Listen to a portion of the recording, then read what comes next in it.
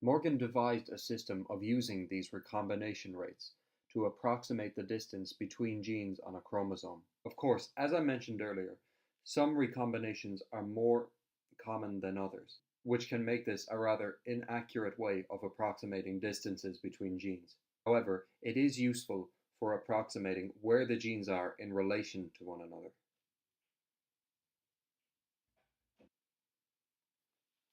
And so, let's look at this problem again. 1,000 offspring are divided into 400 plus 400 equals 800, plus 60 plus 60 equals 920, plus 35 plus 35 equals 990, plus 5 plus 5 equals 1,000. These sets of offspring are divided on the basis of where their recombinations have occurred. The first deduction that one can make when observing these numbers is to look at the sets of offspring with the largest numbers. We see that that's 400 and 400. Given that recombination is a rare event, the sets of offspring with the largest numbers are likely to be the ones where recombination has not occurred, and hence the offspring are similar to their parents.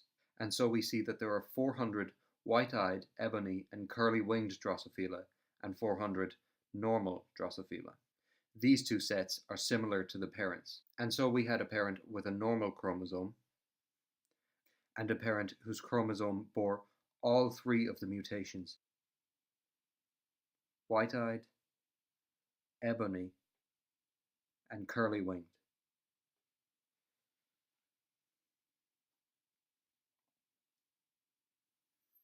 But this raises the question, where are these mutations in relation to one another? Judging by these numbers, we don't know what the sequence of genes is, whether it be ebony, white-eye, curly-winged, or white-eyed, curly-winged, ebony, etc. In order to find out which of these mutations lies in the middle of the other two, one must observe the smallest numbers.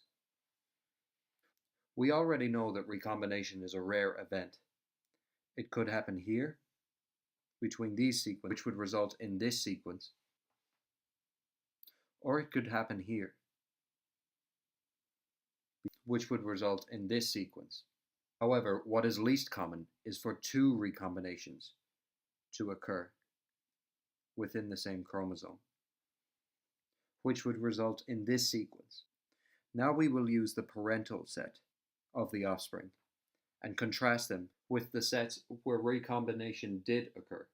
We see that the parents are white-eyed, ebony, and curly-winged, and normal, whereas the smallest set are white-eyed, normal, and curly-winged, and normal, ebony, and normal winged. We see that ebony is the feature that has switched between the two sets. This can only mean that in order for ebony to have been switched on its own between these chromosomes, double crossovers would have to have occurred, which means that ebony is in the middle.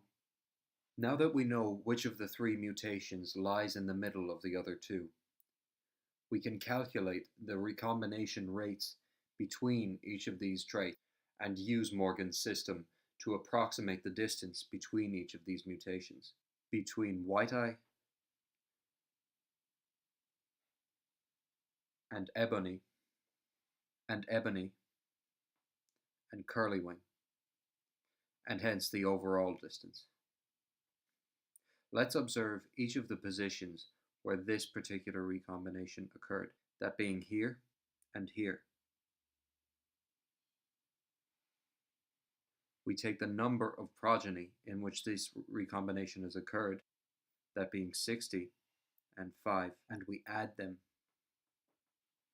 Then we divide them by the total number of progeny, that being 1,000, and we multiply this value by 100. This gives the recombination frequency, which is a percentage, and this gives 6.5%. And now we do the same for the recombination that occurred at this position. And so we see that there are 35 progeny in whom that recombination occurred, and 5 more in which the double recombination occurred. And again, we add the two numbers, we divide by 1,000, we multiply by 100, and this gives a recombination frequency of 4%. Recombination frequencies are what Morgan used to define the distances between genes. 6.5% recombination frequency translates to 6.5 centimorgans, which is the unit that Morgan used. And 4% translates to 4 centimorgans. And so we see that between white-eye and ebony, there is a distance of 6.5 centimorgans, and between ebony and curly wings, there is a distance of 4 centimorgans, making for a total of 10.5 centimorgans. Thanks to Morgan's work, scientists were eventually able to map an entire Drosophila chromosome. Notice that yellow body and white eyes are just two of the traits that were studied in the offspring of the multiple test crosses that were conducted. Skewed bristles and white eye are 1.5 centimorgans apart, while white eye and notch wings are another 1.5 centimorgans apart, and so the measurements follow the whole way down the chromosome. This was the first ever sequencing technique, which would give an approximation of where the genes lay on the chromosome in relation to one another. Let's say that echinus eyes and ruby eyes are frequently inherited together. Such a portion of DNA that has a very low percentage of recombination is referred to as a haplotype.